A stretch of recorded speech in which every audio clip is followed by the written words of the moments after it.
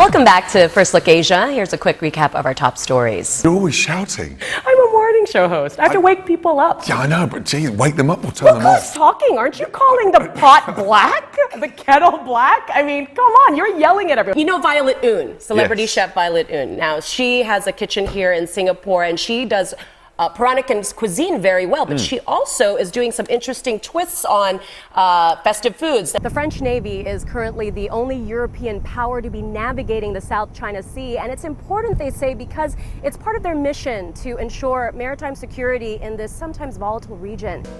Experts say that the atmosphere inside of a plane actually affects the taste of food, so the chefs over at ANA adjust their recipes to account for that. More than 60 aircraft are on display here, including this beautiful F-16. Now, a little bit of the highlights for the public you can look forward to when it opens this weekend. Of course, the static display. You can climb into some of the planes like I did earlier, as well as the aerial performances, death-defying stunts by some of the air forces from, of course, Singapore, Malaysia, Korea, as well as the United States and France. And speaking of France, France is actually the featured country for the show. As you can see, some people have already started leaving. And while a sense of normalcy has returned to Kathmandu, the city still faces a huge challenge of rebuilding.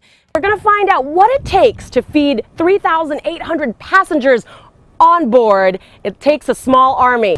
A crowd gathered here to watch Rodrigo Duterte, their mayor for the last 22 years, be sworn in as the 16th president of the Philippines.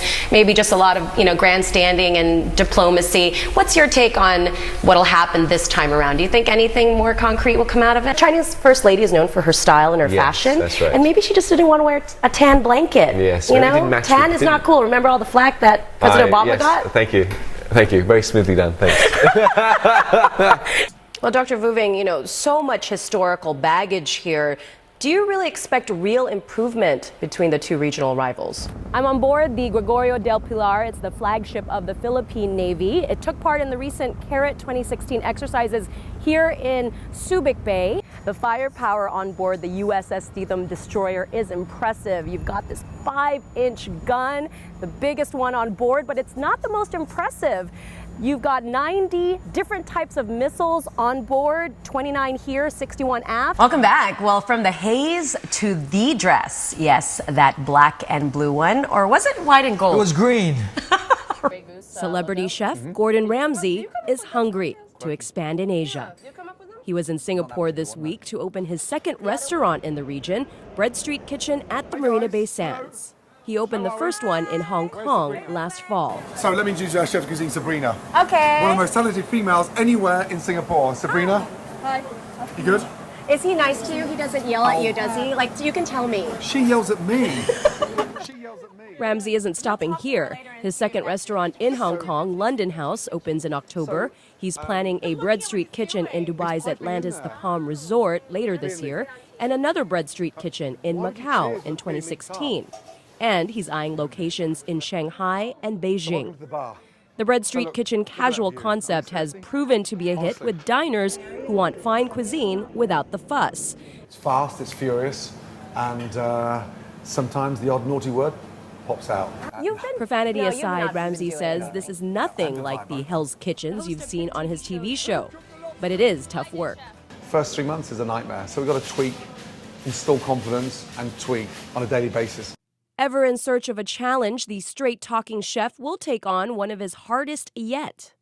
I'm going to do a chili crab here for Bread Street Kitchen.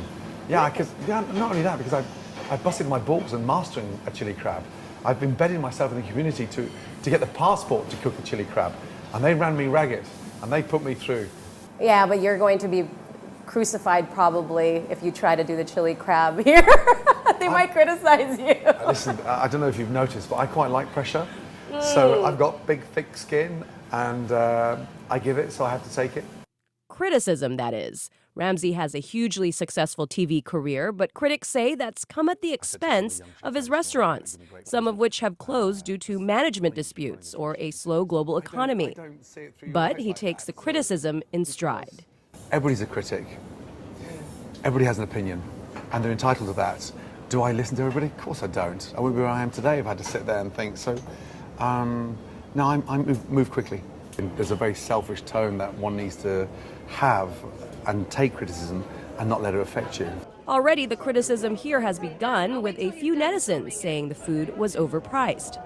Ramsay disagrees. I mean, I think we're reasonably priced, and time will tell, based on the success. For now, it seems the Gordon Ramsay name is bringing in the crowds, eager to try his brand of modern European food with British flair.